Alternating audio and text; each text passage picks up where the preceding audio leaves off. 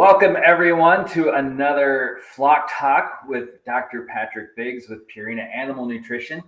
I'm here today. We're going to talk about laying hens this month, this talk. Previously we've done a couple where we've talked about getting started with chickens. One of the other ones was raising a mixed flock. So if you're interested in those things, go out to the webpage, the Facebook page, and look for those videos. We've got lots of information out there. Today, we are going to talk about laying hens, and I see lots of people out there from all over.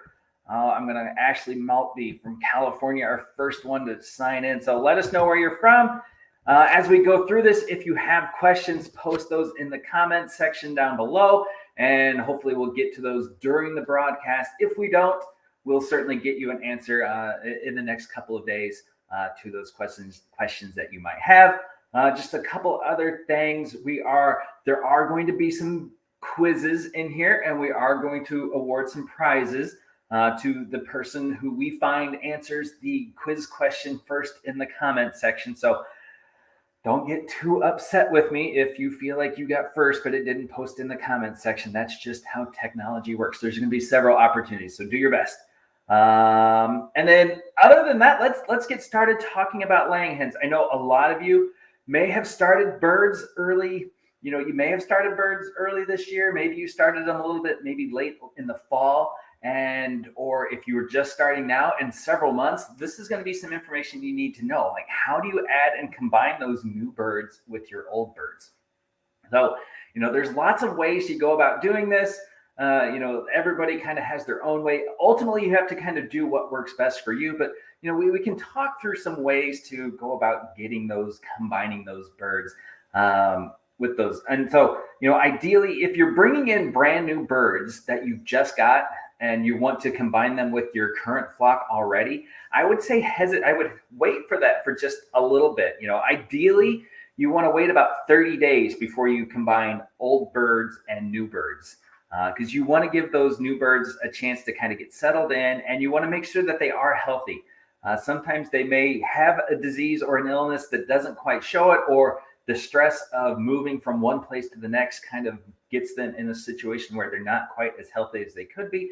So you want to give those new birds a time to get settled in, and for any diseases to maybe show themselves before you combine them. Because if you combine sick birds with your current birds, there's a good risk that you're going to get the whole flock of birds sick. And that's certainly not something that you want to happen. So again, 30 days is really kind of the ideal thing. I understand not everybody has a place to keep two groups of birds for that long of a period, but ultimately you kind of have to understand what the risk is and how best it's going to work for you, and kind of adapt that to your own situation. Now, so suppose you've waited that time. Now, if you've started these birds, maybe these are the young birds that you started when they hatched and they've been kind of on the same property. You don't necessarily need to wait that 30 days. It's really waiting until those birds are at least 16 weeks old before you combine young birds with your older flock. In order to do that, there's people, like I said, people take lots of different ways to do that. Traditionally, I think most people are probably using maybe like a dog crate or some kind of smaller cage that they can keep maybe the new birds in, and they can put it either in the coop run area or maybe set it outside in kind of the free ranging in the backyard area. And that allows everyone to kind of get to know each other, inspect each other with that barrier in between. So if some of your older hens may not necessarily take to the younger hens or the newer birds, it kind of eliminates some of that aggression, with that barrier in there. So, you might do that for 2 or 3 days to kind of allow the birds to kind of get adjusted to each other, check each other out before you really start letting them kind of, free range amongst each other. That's a very common practice with introducing new birds. When you do combine those birds, you're always going to want to watch those birds, especially for the next couple of days, because aggression is going to be a thing. There is a pecking order with chickens, and as you combine those birds, they're going to reset that pecking order. So the birds that are on top are going to be, a little upset, and those birds that are kind of in the middle are going to be figuring out where exactly they fit. So there may be some aggression in there. You just want to make sure that no one's getting overtly picked on. You may need to separate some birds.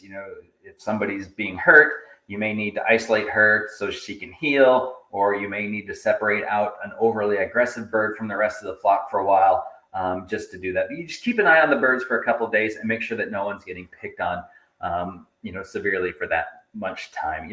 There are other options. The more birds that you can kind of introduce to the flock at one time is always going to be better. You have to think, if you have a flock of, say, 10 birds and you introduce one new bird into that group, well, all 10 of those old birds wants to see what's going on with that one new bird. And that's 10 chickens kind of converging on one bird at once. That's a lot of stress. So, if you can add 3, 4, 5 birds at a time, now you've kind of spread out all of that initial inspection, and it's not quite as traumatic for those new birds if we have more birds we can combine. So obviously, always add large numbers of birds, but figure the more birds you can add at a time, the better. Another thing people will do if you are going to combine them is if you let your birds free range, let the birds out of the coop, out of the run area, so that maybe that aggression, territorial nature of the chickens might not be a problem. If you throw a bunch of new chickens into the run where, that might be their area, they might not necessarily take well to that. But if you can do it kind of outside of that coop run area, there's a little less territorial aggression that's going to come with that. And plus, there's a lot more space for those birds to kind of get away from each other. So if someone is getting picked on, she can run away if she needs to. So that's one thing.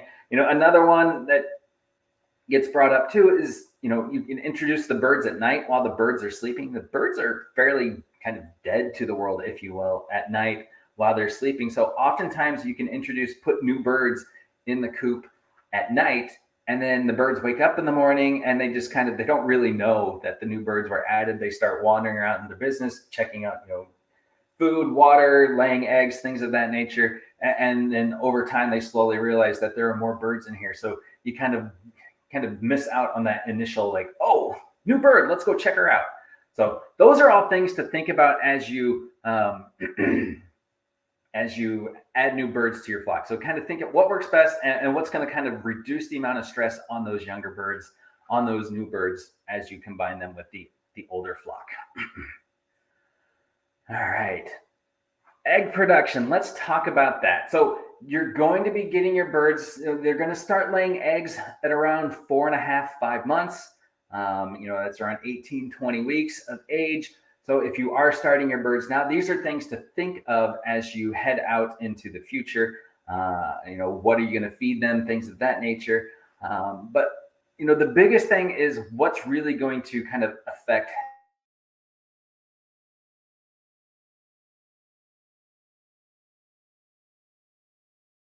egg production. Egg production is their feed. They have to have the nutrients in their diet in order to, produce the eggs. But nutrition is just one component of that. Stress is a big thing on your birds. If they get stressed, egg production may stop.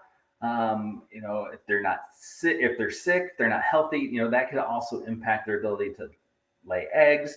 Adding new birds could be a stressful event that kind of disrupts your older flock for a while. But ultimately, the biggest thing that is going to impact egg production is daylight. Daylight is the key component that drives egg production. So chickens do best on about 16 hours of daylight. That's kind of the maximum amount of light that they need to really produce the most amount of eggs. So if you want to, you can supplement your birds' daylight with artificial light. About 25 watts of light on an incandescent basis per 100 square feet is really all you need. It's not a lot of light, it's just enough to kind of make it a little bit brighter, and add that during the day. Typically, if you're going to kind of add light to a day, you're going to add that in the morning before the sun comes up, and then have that light, put it on a timer, have it go off at some point during the day, and then let natural daylight kind of put your birds to sleep. We don't necessarily want it to go pitch black on the birds, all of a sudden, because that means they tend to stop where they are when the lights go out and it's black. So if by doing that, by having light come on in the morning and natural light go put them to bed at night, that gives them time to adjust and kind of make their way back to the coop and inside the coop or wherever they sleep at night. So that's really what's best for those birds. And this is going to be very important, understanding the length of day as you get towards summer and fall. Because a lot of you might be starting birds now in 4.5, 5 months, August, September, October, days are naturally getting shorter. And so that decrease in day length is really the signal to the chickens that winter is coming and it's time to stop laying eggs. But if you're just starting your birds now, their body is ready to go and really primed to lay lots of eggs. But Mother Nature is telling them to slow it down.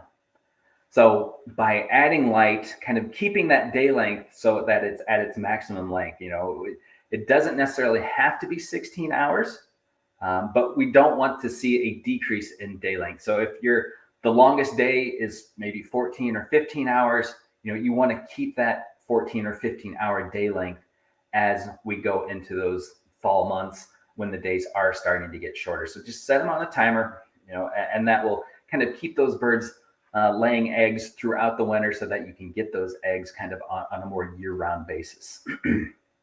And then, I mentioned kind of at the top of here that there are lots of reasons why hens stop laying eggs. Nutrition is always a big one that, we focus on. We certainly want to make sure that they're getting the right nutrition. If you are over supplementing your birds with treats and snacks, they may not be getting enough of their complete diet. So they're not getting enough, the amino acids, the protein, the calcium, vitamins, minerals, things of that nature that they need to really lay good quality eggs. That's going to have an impact on that. So if you are out there kind of feeding your birds lots of things, cut back on that, and that may help. Now, the other things I mentioned, stress, that could be any number of things. It could be weather, could be stressful. It could be heat. It could be cold stress. They could be overcrowded. Like I said, maybe you've added new birds. The neighbors are coming over during the day and checking out your birds and maybe harassing them. Kids are doing that. Neighborhood dogs and cats, loud noises, construction, anything that's going to kind of cause stress for your chickens can have an effect on egg production. So if you do see egg production going down, take a look at what's going on in the environment and see if there isn't something out there that might be kind of causing those birds to be more stressed than they should be. And occasionally you'll have predators that come by at night while those chickens are laying eggs, and that's going to disrupt their pattern too. And so that's going to also have an impact on that.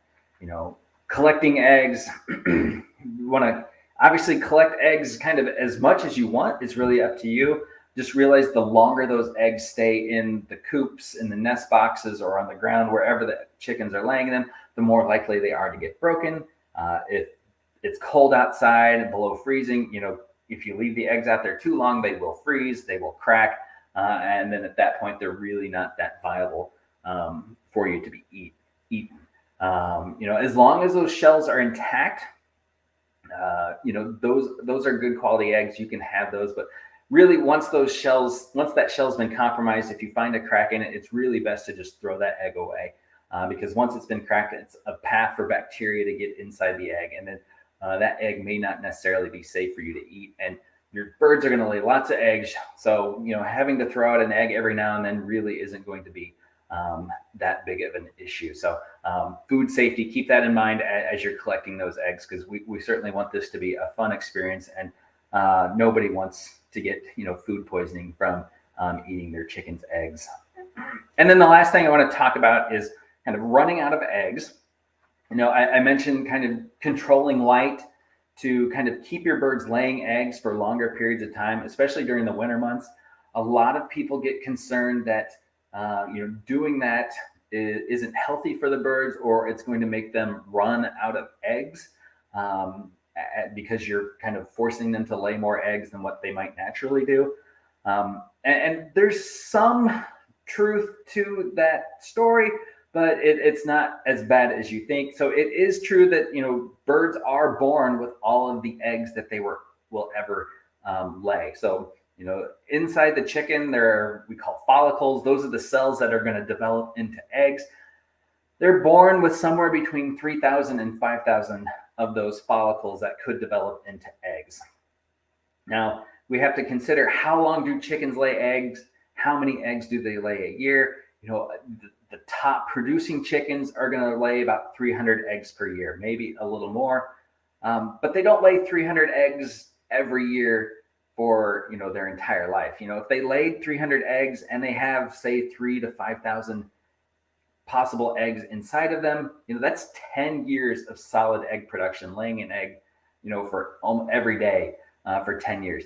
Chickens don't lay eggs that long. It's about 8 years that they'll lay eggs. And they certainly aren't going to lay an egg every day for all of those years. You take into account the first 4 to 5 months, they don't lay any eggs while they're growing and developing. They typically take a break or two while they're molting throughout the year. So they're not going to lay eggs for, a month or two while they're going through that process. And then, they really only lay lots of eggs during those first couple of years of life. If they lay 300 eggs in year one, next year it's going to be maybe 280. Then 260 and 240. And then as they get out to years 4, 5, and 6, egg production really tapers off. So, you can be concerned, don't be concerned, I guess, that your birds are going to run out of eggs if you kind of encourage them to lay more eggs than what they might naturally do. But again, that's totally up to you as to kind of what works best for you and your chickens. If you don't feel the need to collect lots of eggs during those winter months, during the shorter days, then just let the natural light go.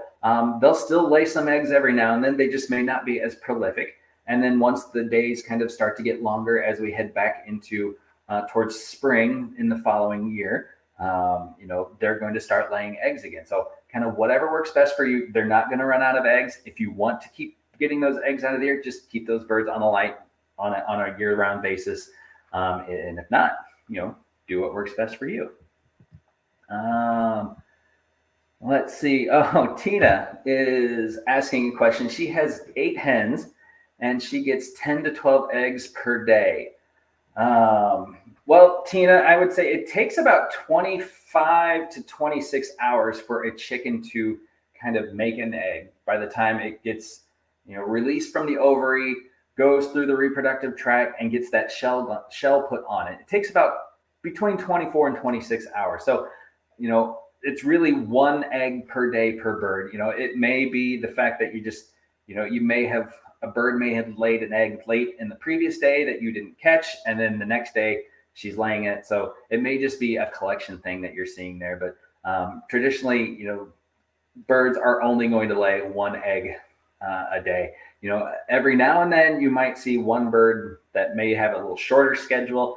She may be 22, 23, 24 hours. So you might get, every now and then you might get 2 eggs out of a chicken in a day because maybe she laid it at, just after midnight on day 1 and then just before midnight later that day. But it does take a while. So I'm not sure exactly what's going on, but I wouldn't anticipate that you would get that many eggs from your birds on a regular basis. Okay.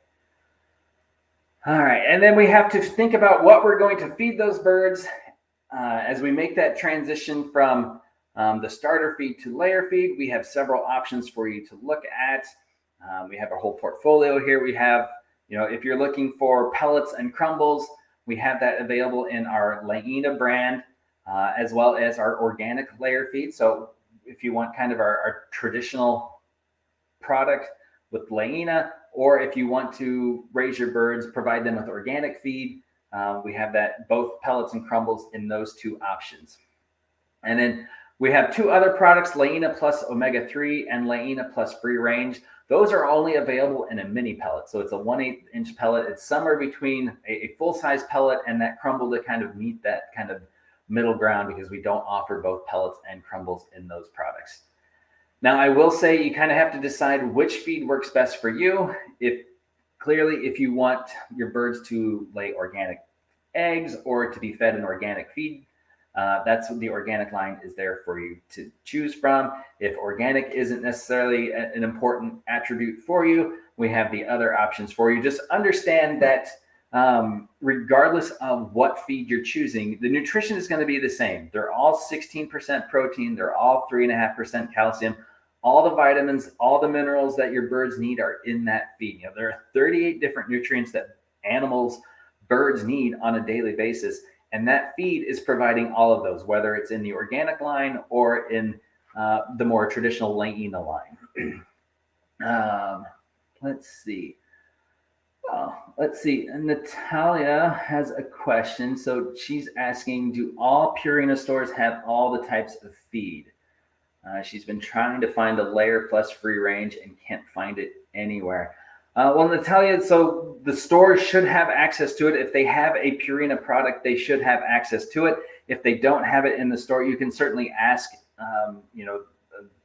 one of the staff at the store if they can get it for you, because they should have access to it, because that product is available on a nationwide basis. So any store that sells a Purina branded product, and especially Purina chicken feed, should have access to that. So may just check with your store employees about seeing if they can get that in for you. Now, that kind of leads me into the Latina Plus line. So we have our omega-3 and free range. So we call them Latina Plus because they have some added bonuses to them. The Latina Plus omega-3 is a product that has a higher level of omega-3 fatty acids in it. And what that means is the birds will take those omega-3 fatty acids in their diet and they incorporate those into the eggs. And so when you eat the eggs, you're getting more omega-3 fatty acids in your own diet. So this is a great way to kind of, get benefit from your chickens to yourself. By getting more omega-3 fatty acids in your own diet, you improve your own nutrition. So it's a product that you need to feed to the birds on a continuous basis. If you do that, it takes about 3 weeks for the omega-3s to kind of hit their max. You'll get around 300 or 250 milligrams of omega-3 fatty acids in each kind of large egg, which, to look at in a comparison, a Latina fed chicken or most store brands of chicken eggs are going to have about 50 milligrams of omega-3 fatty acids. So it's a really good way of getting more omega-3 fatty acids in your own diet while also enjoying the benefits of your chickens. And like I said, you have to keep feeding that keep feeding that at kind of a regular intake for the birds. If you stop feeding that, the omega-3 fatty acids in the eggs will come back down to kind of that 50 milligram baseline. And then our Latina Plus free range is a product where we've incorporated black soldier fly larvae into the product. So if you want your birds to have access to insect protein on a regular basis, this product is a great way to do that. If for whatever reason, maybe you don't like to let your birds free range forage, you don't have a large backyard, maybe it's the middle of winter and there just aren't bugs out there for your birds to forage for. This is a great way to kind of keep insect protein in their diet on a regular basis. And then with all of these products, they all have our oyster strong system. So what that means is we've incorporated oyster shell right into the pellets, into the crumbles of these feeds. So it provides them with a larger particle size of calcium for the birds, which is important because, birds don't have teeth to break things down. So the gizzard, the organ inside the bird called the gizzard, that's what really breaks that feed down. And those large particles of oyster shell are important because it takes longer for the gizzard to break those down. So that provides a more steady supply of calcium for your chickens so that they can use that calcium to make eggshells kind of on a longer term basis. So, most of the eggshell is actually produced at night while the chickens aren't eating. So having that larger particle size calcium source in the feed and ultimately in the chicken means that over time, those pieces of oyster shell accumulate in the gizzard grinds them down, bits and pieces flake off, and that goes in to be digested and absorbed and incorporated into the shell. So they're relying more on a dietary source of calcium to make those eggshells as opposed to just their body stores of calcium. So it keeps them strong, keeps them healthy, and ultimately gives you strong eggs. Now, the oyster strong system isn't just oyster shell, it's also vitamin D, manganese, and several other vitamins and minerals kind of all working together to really give you those chickens nice, strong shells. And the last thing I want to talk about is roosters, because occasionally you do get roosters in your flock, and most people are raising their roosters and their hens in the same coop. So we want to make sure that the roosters are being fed properly, and the ideal feed for roosters is not layer feed. The high calcium layer feed is really too much calcium for roosters. They need a much lower level of calcium. Layer feeds 3.5% calcium. Something like flock raiser that's only about 1% calcium is really a better diet for him. So, look at how can you get both of those diets in the coop for those birds. Chickens are good at eating to meet nutrient requirements. And so hopefully the rooster kind of realizes if he's only eating layer feed, he's not getting the nutrition that he needs and he's getting too much calcium. All that extra calcium he has to get rid of, and that all goes through his kidneys. So that can lead to some kidney damage and ultimately shorten the lifespan of that rooster. So providing a separate feeder with flock raiser in it, hopefully he'll spend more time eating out of that feeder and not eating as much of the layer feed so that he's getting more of the nutrition that he needs. If you have kind of standard sized chickens and you do have roosters, the roosters tend to be a little taller than the hens. So you can hang that feeder up just a little higher so he can get to it. Maybe the hens can't get to it. And then hopefully he'll eat that. Again, it's not a perfect solution, but if you're going to house both the males and the females together and you want to offer the roosters kind of a better nutrition for him than having flock raiser in there is a good option. Your other option is to feed everybody flock raiser. And remember, that's a low calcium feed, so that's going to have an effect on your hens laying eggs.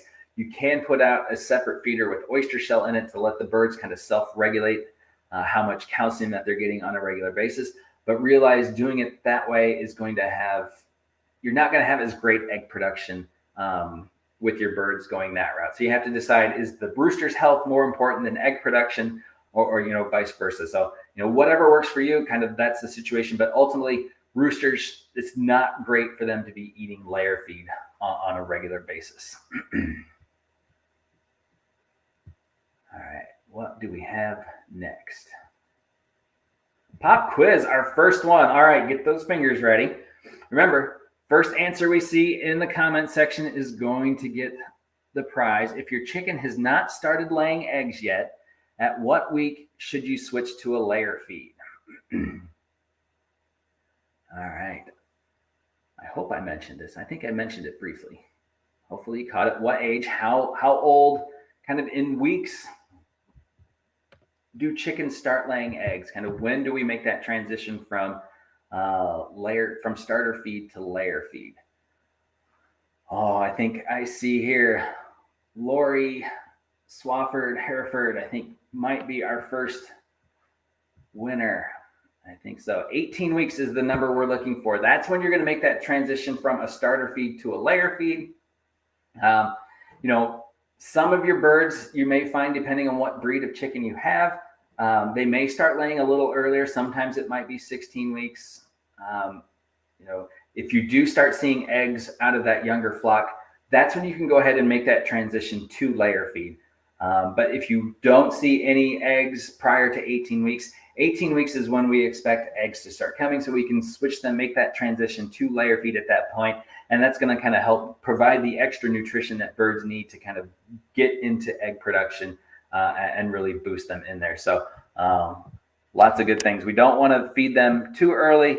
In some cases, if you are combining a younger flock with an older flock, you can start that transition at 16 weeks, but I wouldn't any sooner than 16 weeks start feeding those young birds a layer feed. So 16 weeks is kind of my bottom limit on what I would recommend feeding a layer feed to that. It's certainly not at any age before that. All right, well done. All right. So Lori, someone will get in contact with you behind the scenes and get your information so that we can get that stuff to you. Great job. Couple more opportunities coming up. All right, now let's talk about treats. I think I touched on this just briefly. We want to make sure that the birds, we know you're going to spoil your birds. We have pets, dogs, cats. We like to kind of show our affection by feeding them treats. As humans, we don't like to eat the same thing over and over again. So we feel we need to kind of, with our pets, they also get tired of eating that, which is not necessarily the case. Animals aren't necessarily driven by kind of that emotional response to food. Certainly chickens aren't, they're not they don't care if they eat the same thing every day. They don't get bored with it. They're just looking for the nutrition today that gets them tomorrow, and ultimately enough nutrition so maybe they can produce the next generation of chickens.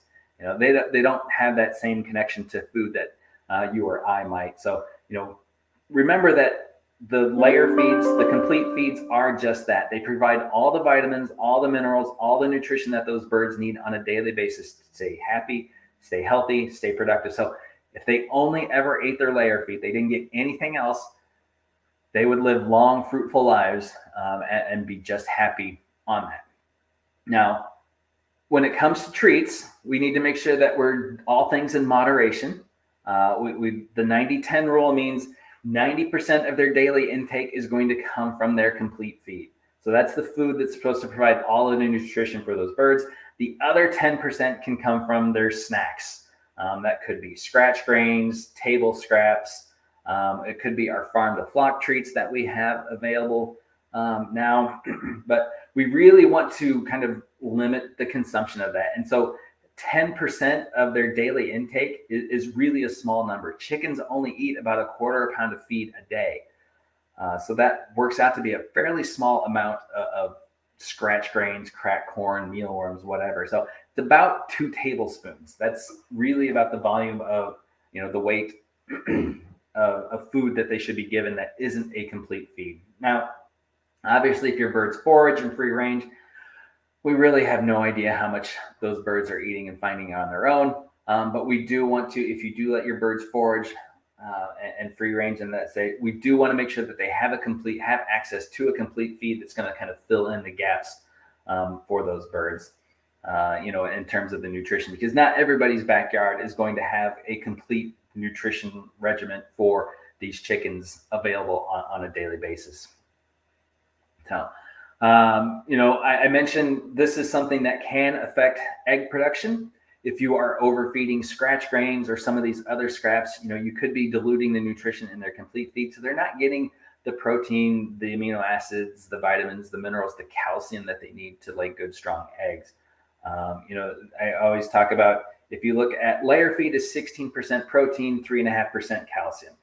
Scratch grains, probably 8 to 10% protein and almost 0% calcium in that product.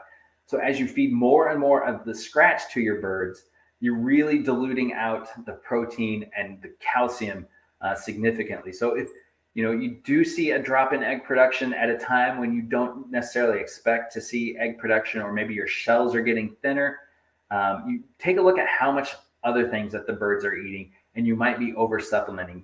Back off for a week or two and see if egg production doesn't increase, because now they're being forced to eat their complete feed.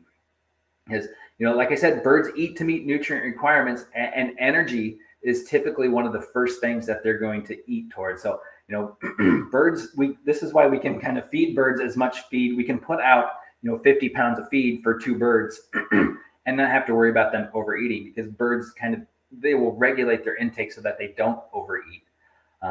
So scratch grains would be kind of like a bag of potato chips or candy for us. It's a lot of calories. It's not a lot of nutrition. So they're going to fill up on calories and meet their energy requirements quickly, but they're not necessarily going to eat, they're not getting their vegetables.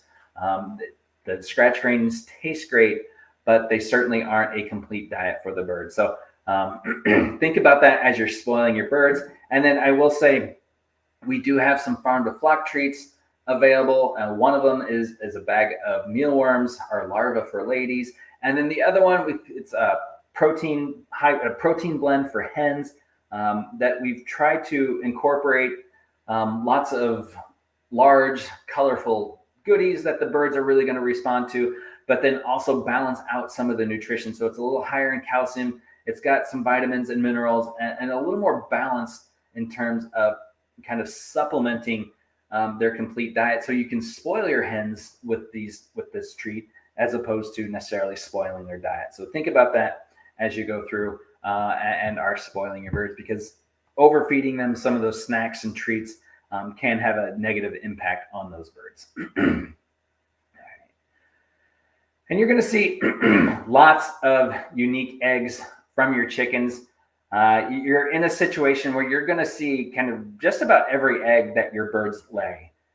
You're going to see all sorts of varieties. You may see some double yolked. You're going to see shapes and sizes, wrinkled. They're going to be sandpapered. They're going to be speckled. You're going to see some oddly shaped. You're going to see some that are torpedo shaped. You're going to see some that are more round, all different sizes. You're going to see a wide variety. And all of that is normal. We see that in commercial chickens, but they just have fancy equipment that kind of pulls out all those unusually shaped eggs, things that don't look like it. Because when you go to a grocery store and you buy a carton of eggs, you open it up, you expect all 12 of those eggs to look fairly similar. We don't want one that's really tall and one that's really short. We want that uniform look in those eggs. So those eggs are out there. You're going to tend to see more of these kind of double yolked eggs, tiny eggs. You may even see soft-shelled eggs, more so as the birds really first come into production, in that 18 to 20 week range. As those birds are coming into production, the hormones in their body aren't quite settled yet. So, oftentimes the eggs are laid before they're necessarily done. As they come into production, those first few eggs, you're going to see small eggs, and then they're going to gradually get larger. It takes 2 to maybe 4 weeks for most of those things to kind of settle in and for you to start to see a more consistent egg. So don't get too concerned if you see some weird things. You're going to see that as long as it's, every now and then, it's probably not a big deal. If it tends to be a consistent problem, especially with the soft-shelled eggs, there may be something else to look at. But, double yolks are certainly something that you're going to see early on in egg production because, as the ovaries are getting used to releasing a single egg yolk at a time, you might get a couple come off. As long as the shells are intact in terms of wrinkled eggs, odd shaped eggs, and that, as long as the egg shells are intact, they're going to be fine for you to eat. Like I said, if there are cracks in them, then it's best to probably just throw those out and wait for the next egg to come through. Soft-shelled eggs, you might see more as the birds kind of get to a molt, or you might even see them during the hot summer months. Typically, that's a sign that they're just not getting the calcium they need. And so we often see that when it gets hot outside, the birds don't want to eat as much feed, so they don't necessarily get the calcium that they need during that time. So you may see incidences of soft-shelled eggs go up at that point, and all of those things. But as long as they're got the right nutrition, you shouldn't see that. Some of that could be due to over-treating your birds. So there's lots of things that could be impacted here. But ultimately, I guess the key take home here is as long as those shells are intact, they're going to be okay for you to go ahead and store, eat, do whatever you want with. All right. Another pop quiz. Let's see, what have we got? All right, get those fingers ready. First comment section. What percentage of a laying hen's diet should be a complete feed? We just went over that. How much, in terms of percentage, how much should you be thinking you can kind of spoil your birds with?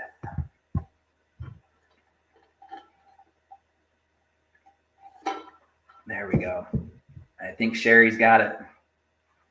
There we go. We've got confirmation. Sherry is the winner. So well done. Yes, 90% of a laying hen's diet should be that complete feed. Now, ultimately, 100% of your hen's diet should be complete feed. But, that's really what's kind of going to provide her with the right nutrition. But if you want to spoil your chickens, and I know you're going to spoil your chickens, moderation, all right? We may not be good at doing it for us, but we can certainly be good stewards with our chickens and make sure that we're not over supplementing them and making them fat, and making sure they're getting the right nutrition, because if they're not getting the right nutrition, that can lead to poor health and disease and illness and other things that we don't want to. So keep that to a minimum. All right, what's next? Molting. All right, let's talk about molting because it's going to be something that you're going to encounter on pretty much a yearly basis. The first molt occurs at around 18 months of age. All right, so if you're starting birds this year, you're probably not going to have to deal with a lot of molting in the fall. Next year, your birds are likely going to prepare for molt. and go through that process. Now, molting kind of in the broad sense kind of refers to them shedding feathers and regrowing those feathers. This, like I said, typically happens right before winter, kind of as those birds come into the winter months. It helps them to kind of get rid of any feathers that have broken off, kind of helps them to regrow those feathers and prepare that winter coat so they can be nice and insulated when the cold weather hits, so that they can stay warm throughout those winter months. In terms of egg production, we often use molting, is something that the birds are going to go through to kind of take a break from egg laying. All right.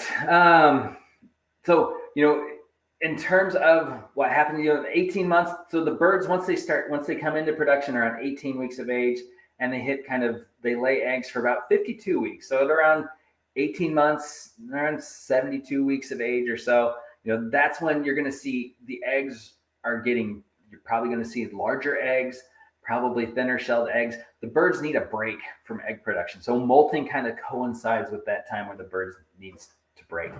And you can kind of manage this whatever works best for you. It's ideally you can kind of have a little control over the molt so that we can get all of the birds to molt at the same time.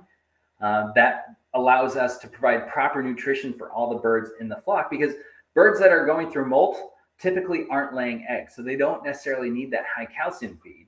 And if we let the birds kind of molt on their own, you can get in a situation where you kind of perpetually always have one bird going through a molt, and it's going to take her longer to kind of get through that molt and back into egg production. So, if you want to take a little extra management here with your birds and kind of have a little more control over that molt and kind of get your birds in and out of that molt kind of as quickly as possible, is certainly going to be better in terms of providing them the right nutrition. And the other thing that you're going to notice with some of your chickens is, we kind of have two different types of molts that occur. Some of them we call a soft molt, where you're not going to notice large bare patches of skin. They're going to lose kind of feathers in a series and only a few at a time.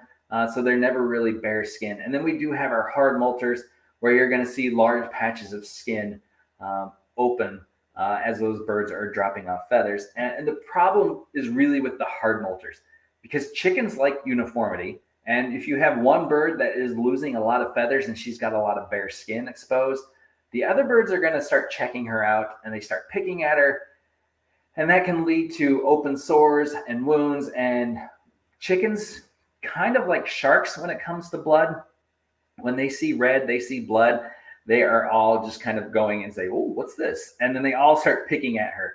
And very quickly that leads into a situation where she's now got an open wound, and it can result in the death of that chicken very quickly.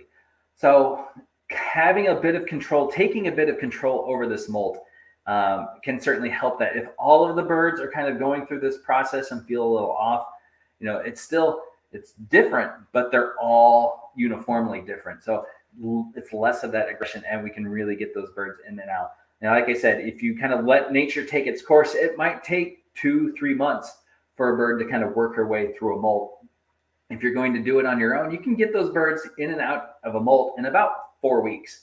So it's certainly a much better process. Now, to kind of go through and manage this, there's some processes here. First thing, we need to kind of coincide this with winter. Think about when it's going to be getting cold in your area.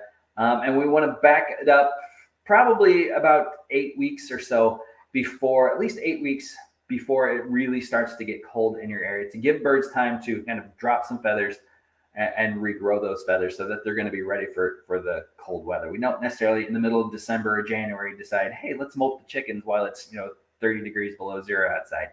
If we can do it ahead of time, that's going to prepare those birds for that process.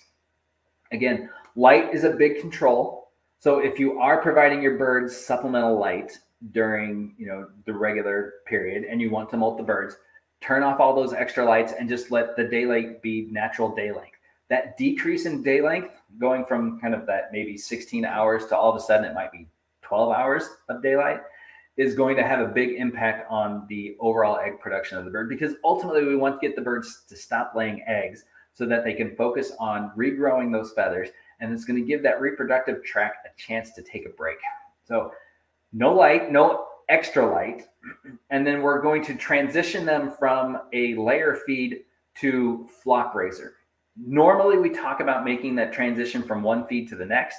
This is one of those cases where we're not going to do that. We're going to kind of cold turkey it here. And one day they're on their layer feed. The next day we're going to take all that layer feed out and we're going to put flock raiser in that. So that's to support egg production. So between taking out any extra light and that transition to feed, you should see in about 3 or 4 days, egg production really taper off. And you shouldn't see a lot of eggs out of those birds. And that's ultimately what we want. We want those birds to stop laying eggs so now they can focus on losing those feathers and regrowing those feathers. And if you have any supplemental calcium in the coop, take that out as well. We don't want any extra calcium source for those birds. So we've got them on flock raiser. You're going to keep them on that for about 2 weeks. After that 2-week period on just flock raiser, then you can start supplementing with the oyster shell. Put a supplemental feeder with oyster shell out there. The birds can start getting a little more calcium in their diet. They can start rebuilding their body stores of calcium.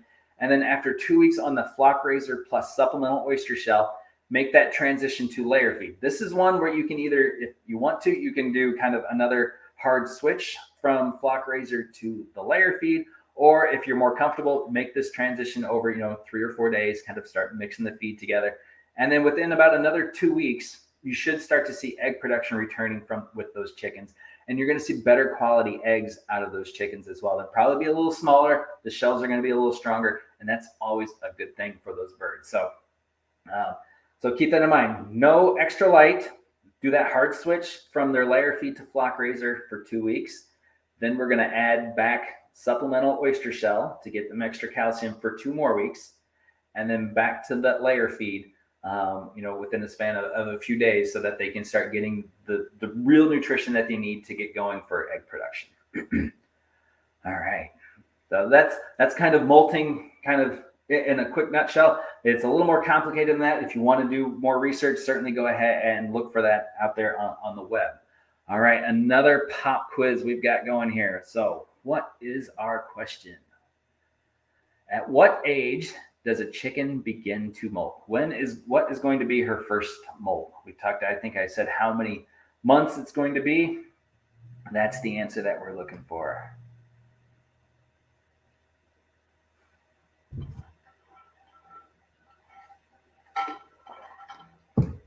All right, I see some responses coming in here. Isabel Washington appears to be, yes, the winner here, the first answer. 18 months. That's typically when we're going to see the first molt in adult chickens. Probably, if you have birds that you're starting this year, think about kind of 18 months from now. That's when you're going to be kind of taking on this first molt. All right, good job. Warm weather management. Let's get through this. This is always going to be important because we're coming up to this warm weather.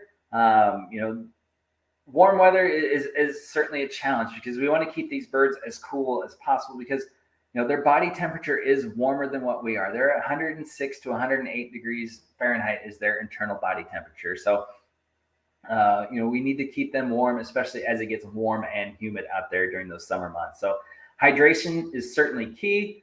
We want those birds to drink lots of water. You're going to see your birds increase their water intake. So we want to make sure they have access to water. If you want to take a little more control over that, kind of keeping that water between about 60 and 70 degrees is really kind of the ideal water temperature for the birds. We don't want to drop it too low, and we certainly don't want to get it higher than that if you're going to take a more active approach in kind of regulating the water temperature. Otherwise, you can just leave it and it will certainly warm up to whatever, if it's 90 degrees outside, it's going to warm up to that level. But if you want to take a little more control over kind of what the water temperature is going to be, kind of that 60 to 70 degree range is what's ideal for the birds. All right, plenty of water, lots of air movement, lots of shade. We want to, keep as much air moving through there. As long as the temperature is below about 95 degrees, a breeze is actually pretty cooling. Once it gets over 95, air movement doesn't do a whole lot. You can start thinking about, if you want to get more involved, some people will put kind of misting systems in to kind of help cool the birds with misting water. That is something that's certainly an option. Certainly providing plenty of shade from those birds from the sun is going to help them keep them as cool as possible. Any solid doors or windows that you have in your coop run area, if you can swap those out with something with a screen just to allow more airflow through there, is certainly going to be a benefit to them. Reduce the bedding so they're not quite as hot when they're on the ground. Having a dust bath available is certainly a benefit for those birds, especially when it gets hot, because that's when the parasites tend to be a little more problematic. So having a dust bath available for those birds to get in, certainly peat moss on that, it can be cool. It can be a little cooling on the skin, and it's going to keep those parasites from becoming a problem on the outside of the chicken. You'll find too that, if it is cold outside, the birds will dig down into the dirt, and the dirt is going to be a little cooler as you get further down in there. So that's going to be something else to look for. And then, we don't want to overcrowd the birds when it gets really hot. If they are overcrowded, they tend to get cranky, and then they start picking on each other, and that leads to a whole host of problems. So, making sure that they have plenty of space to kind of get away from each other. This is also time maybe having perches or kind of, levels that the birds can get up. People will put ladders, build all sorts of things in there that the birds can get on and get up and away from each other and spread out a little more, because it's not just about the floor space, because the birds are only a foot or so tall, and you may have coops that might be several feet high. So you can take advantage of kind of that elevated space and get more perches so that the birds can get up and get more space from each other. So those are all things to think about as you're kind of dealing with warm weather management. It's all about just keeping those birds as comfortable as possible, because they are kind of wearing their winter coats on a year-round basis. So keeping that airflow and keeping them hydrated is certainly a great way to kind of get them through that warm weather. All right, another pop quiz. All right, get the fingers ready. How many square feet should each bird have indoors?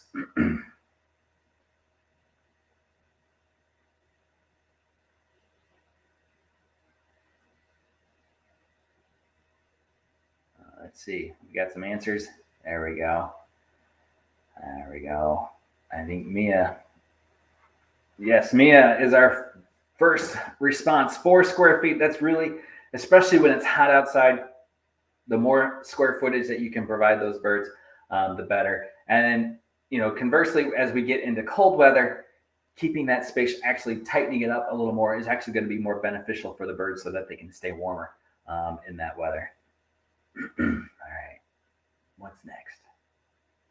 That, my friends, is all that I have.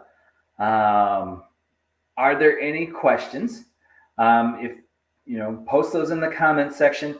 We have lots of resources for you to go out to. If you can go out to purinamills.com/chick-days, you can find a lot of our pamphlets on there. You can download those. Those go into a lot of what I've talked about in more detail. There's all different types of information out there for you to read on the various things. We've got raising chicks, ducks, laying hens, all of those things. You can find all that information out there. Our Facebook page, you're here, take a look through the Facebook page. You'll find lots of videos on here of me talking about what it takes to raise chickens and answer some of those questions. And then for the winners, please send us a DM with your mailing address to receive your prize. Thanks everyone for participating today. Good luck.